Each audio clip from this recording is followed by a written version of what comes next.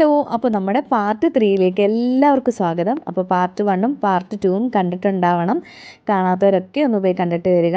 നമ്മുടെ യാത്രയിലെ ഏറ്റവും അവസാന ഭാഗമാണ് ഇന്ന് ഉൾപ്പെടുത്തുന്നത് കേരളത്തിലെ ആദ്യത്തെ റിസർവ് വനമായ നമ്മുടെ കോന്നി ഫോറസ്റ്റിലൂടെയുള്ള അതിസാഹസികമായ ഒരു യാത്രയാണ്. നമ്മൾ കോന്നി അടവി ഇക്കോ ടൂറിസത്തിൽ നിന്നും നേരെ നമ്മൾ കോന്നി ഫോറസ്റ്റിലേക്കാണ് കിടക്കുന്നത് കേട്ടോ. അതുവഴി നമ്മൾ അച്ചൻകോവിൽ, തെങ്കാശി അങ്ങനെയാണ് ഉദ്ദേശിച്ച് നമ്മൾ പ്ലാൻ ചെയ്തിരിക്കുന്നത്. അതിസാഹസികമായ യാത്രയെന്ന് പറയുന്നത് ഈ യാത്ര കണ്ടുകൊണ്ടിരിക്കുമ്പോൾ തന്നെ നിങ്ങൾക്കത് മനസ്സിലാവും. ഏകദേശം 331.66 ചതുരശ്ര കിലോമീറ്റർ വിസ്തൃതിയുള്ള നമ്മുടെ കോന്നി ഫോറസ്റ്റ് ഡിവിഷൻ ആണ് നമ്മളിന്ന് യാത്ര ചെയ്യുന്നത്.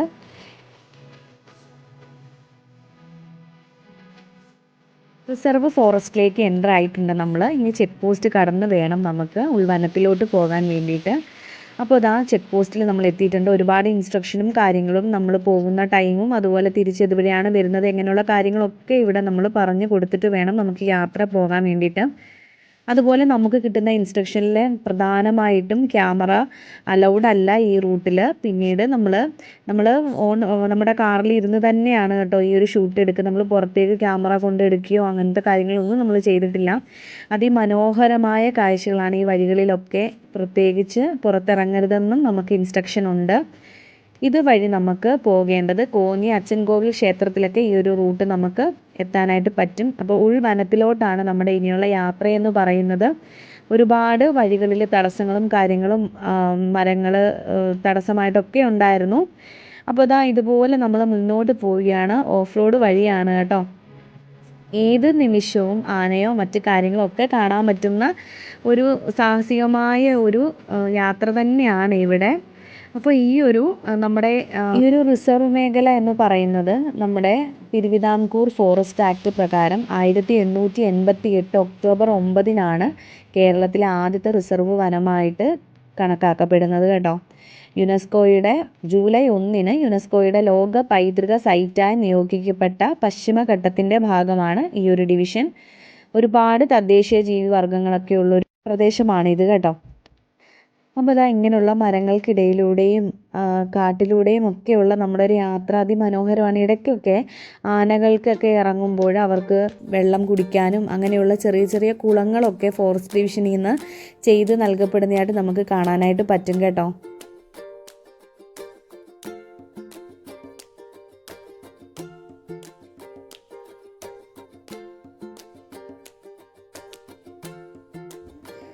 ആയിരത്തി 1894 ഈ വനത്തെ കുറേ റേഞ്ചുകളായിട്ട് വിഭജിച്ചിരിക്കുന്നത്. കോന്നി, മണ്ണാറപ്പാറ, നടുവത്ത് മൂഴി റേഞ്ചുകളും 8 സ്റ്റേഷനുകളും ഉൾപ്പെടുന്നതാണ് ഈ ഒരു കോന്നി ഡിവിഷൻ.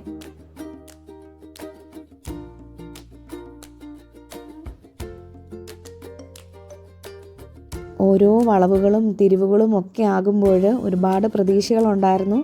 അടുത്ത ഒരു ഇതിൽ തന്നെ നമുക്ക് കാട്ടാനെ കാണാം എന്നൊക്കെ. പോകുന്തോറും ഒക്കെ നമ്മൾ കണ്ടിട്ടുണ്ടായിരുന്നത് കാട്ടാനെ ഒരു മിന്നായം പോലെ മാത്രമേ കണ്ടിട്ടുള്ളായിരുന്നു കേട്ടോ. അപ്പോൾ ഡയറക്റ്റായിട്ട് പോയി നിന്ന് കാണാൻ പറ്റിയില്ല. ജസ്റ്റ് ഒന്ന് പാസ് ചെയ്ത് പോയെന്ന് മാത്രമേ ഉള്ളൂ. അതിൽ കവർ ചെയ്യാനായിട്ട് നമുക്ക് പറ്റിയിട്ടുമില്ല. പിന്നീട് നമ്മൾ കണ്ടിട്ടുള്ള മൃഗങ്ങളെയും കാര്യങ്ങളൊക്കെ നമ്മൾ ഇതിനകത്ത് ഉൾപ്പെടുത്തിയിട്ടുണ്ട് കേട്ടോ. അപ്പോൾ നമ്മുടെ യാത്രയിൽ മുഴുവനും നമുക്ക് ഫോറസ്റ്റിലൂടെ നടക്കുമ്പോഴുണ്ടാവുന്ന സൗണ്ടുകളും ചീവീടുകളുടെ ഇതും ഒക്കെയാണ് നമുക്ക് ഭീകരമായ അന്തരീക്ഷം തന്നെയാണ് കേട്ടോ.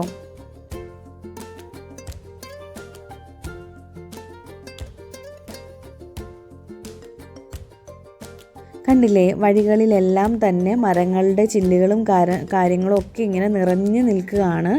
ഒരുപാട് ഇടത്ത് ഞങ്ങൾ ഒരാളെ പോലും അല്ലെങ്കിൽ ഒരു വണ്ടിയോ കാര്യങ്ങളോ ഒന്നും കണ്ടിട്ടേ ഇല്ലായിരുന്നു കേട്ടോ. ഒരുപാട് പിന്നിട്ടപ്പോൾ മാത്രമാണ് 1-2 വണ്ടികൾ ഇതുപോലെ നമ്മുടെ സാഹസിക യാത്ര നമ്മൾ ഇഷ്ടപ്പെടുന്നത് പോലെ ഇതുപോലെ ഇഷ്ടപ്പെടുന്നവരെ നമ്മൾ കണ്ടുകിട്ടിയത്. അപ്പോൾ ഈ ഭാഗങ്ങളിലെല്ലാം ആന ഇറങ്ങുന്ന സ്ഥലങ്ങളാണ് കേട്ടോ. ആനയ്ക്ക് വേണ്ടിയിട്ട് തയ്യാറാക്കപ്പെടുന്ന കുളങ്ങളും കാര്യങ്ങളും ഒക്കെ ഇവിടെയുണ്ട്. അപ്പോൾ ഇതുപോലെ നമ്മൾ മുന്നോട്ട് പൊയ്ക്കൊണ്ടിരിക്കുകയാണ്. കണ്ടില്ലേ, നീണ്ട വഴികളിലൊക്കെ മരങ്ങൾ കൊണ്ട് മൂടി കിടക്കുകയാണ്. കരിയിലകളും മരങ്ങളും അതുപോലെ ഫോറസ്റ്റിലെ സൗണ്ടുകളും ഒക്കെ ഇങ്ങനെയുള്ളൊരു പാതയാണ് കേട്ടോ ഇത്.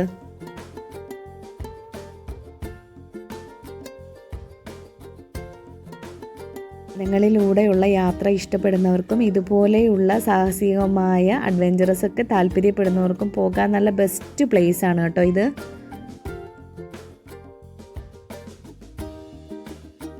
കോന്നി ഫോറസ്റ്റ് ഡിവിഷനിൽ ഉഷ്ണമേഖലാ നിത്യഹരിത വനങ്ങളും അതുപോലെ അർദ്ധ നിത്യഹരിത വനങ്ങളുമാണ് രണ്ടായിട്ടാണ് നമ്മളെ ഈ വനങ്ങളെ തരം തിരിച്ചിരിക്കുന്നത്.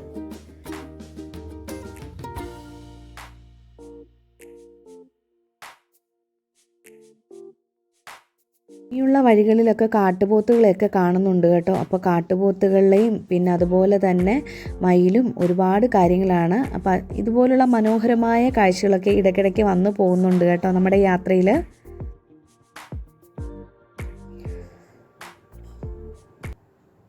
അപ്പോൾ ദാ ഒരു കൂട്ടം കാട്ടുപോത്തുകളാണ് നിൽക്കുന്നത് കേട്ടോ. നമുക്ക് പുഴയുടെ ഇങ്ങേ കരയിൽ നിന്നാണ് നമ്മളിത് കാണുന്നത്.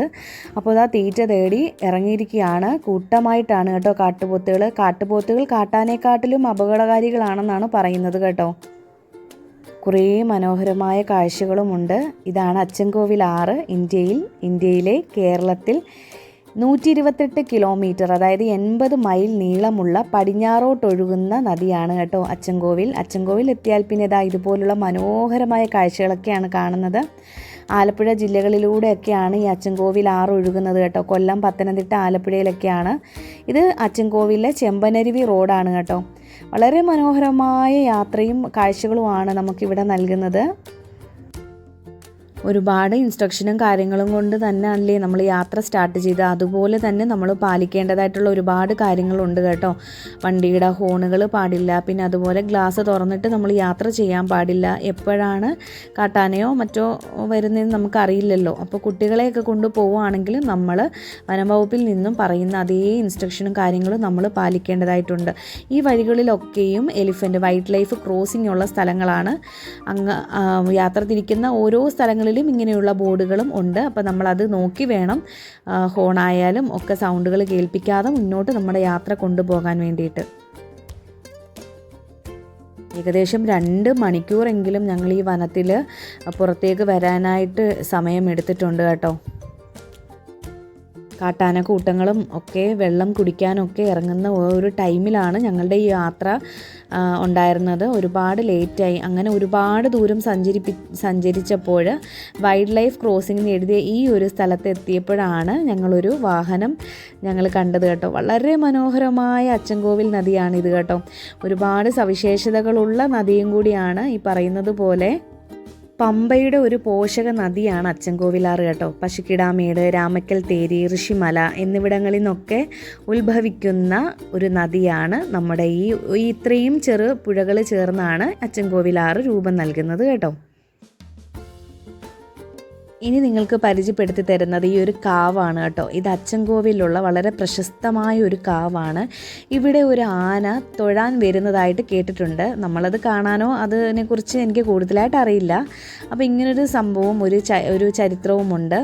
അപ്പോൾ നമ്മളിനി യാത്ര ചെയ്യുന്ന ഈ ഓരോ ഇടങ്ങളും സൂക്ഷിക്കേണ്ടതായിട്ടുണ്ട് കേട്ടോ. കാരണം നമ്മുടെ സമയം ഒരുപാട് ലേറ്റ് ആയത് കാരണം നമ്മൾ ഇനിയുള്ള ഓരോ പ്രദേശത്തും നമ്മൾ നല്ല കെയർഫുള്ളായിട്ട് വേണം മുന്നോട്ട് യാത്ര പോകാൻ വേണ്ടിയിട്ട്.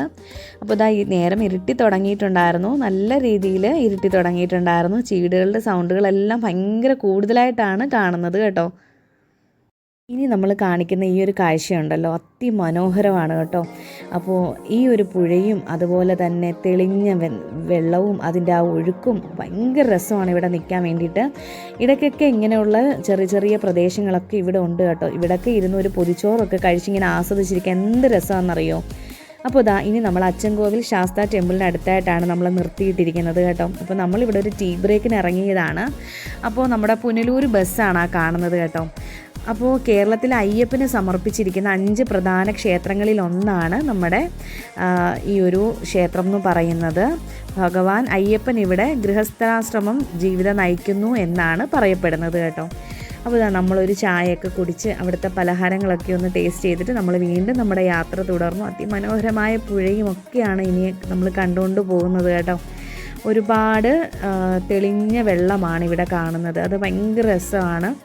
അപ്പോൾ കണ്ടില്ലേ, ഇതുപോലുള്ള ചെറിയ ചെറിയ കാഴ്ചകളൊക്കെ ഇവിടെ ഉണ്ട്. അതിമനോഹരമായ കാഴ്ചകളുണ്ട്. നമ്മളുടെ യാത്ര നന്നായി നേരം ഇരുട്ടി തുടങ്ങിയിരിക്കുന്നു. ഒരുപാട് ഭാഗ്യമുണ്ട് കേട്ടോ നമ്മുടെ ഈ ഒരു യാത്രയിൽ. നമ്മളിപ്പോൾ നിൽക്കുന്നത് തെങ്കാശി റൂട്ടിലേക്ക് പോകാനുള്ള മേക്കര ഡാമാണ് കേട്ടോ ഈ ഒരു കാണുന്ന കാഴ്ചയെന്ന് പറയുന്നത്. അപ്പോൾ ഇനി ഞങ്ങൾ മുന്നോട്ട് പോകുന്ന കാഴ്ചകൾ നിങ്ങൾക്ക് പിന്നീട് കാണിക്കുന്നതായിരിക്കും. അപ്പോൾ ഞങ്ങളുടെ സാഹസികമായ യാത്ര ഇവിടെ അവസാനിക്കുന്നു. വീണ്ടും ഒരുപാട് നല്ല നല്ല വ്ളോഗ്സുമായിട്ട് അടുത്ത വ്ളോഗിൽ വീണ്ടും കാണാം. അപ്പോൾ ഇത്രയും സപ്പോർട്ട് ചെയ്തതിന് എല്ലാവർക്കും ഒരുപാട് നന്ദിയുണ്ട്. അപ്പോൾ കീപ് ഫോർ വാച്ചിങ്. സബ്സ്ക്രൈബ് ചെയ്യാത്തവരൊക്കെ ഒന്ന് സബ്സ്ക്രൈബ് ചെയ്ത് എന്നെ സപ്പോർട്ട് ചെയ്യുക. അപ്പോൾ ലൈക്ക് ചെയ്യുക, കമൻറ്റ് ചെയ്യുക, നിങ്ങളുടെ ഇതുപോലുള്ള സാഹസിക യാത്രയെക്കുറിച്ച് കമൻറ്റ് ചെയ്യുക. അപ്പോൾ താങ്ക് യു ഫോർ വാച്ചിങ്.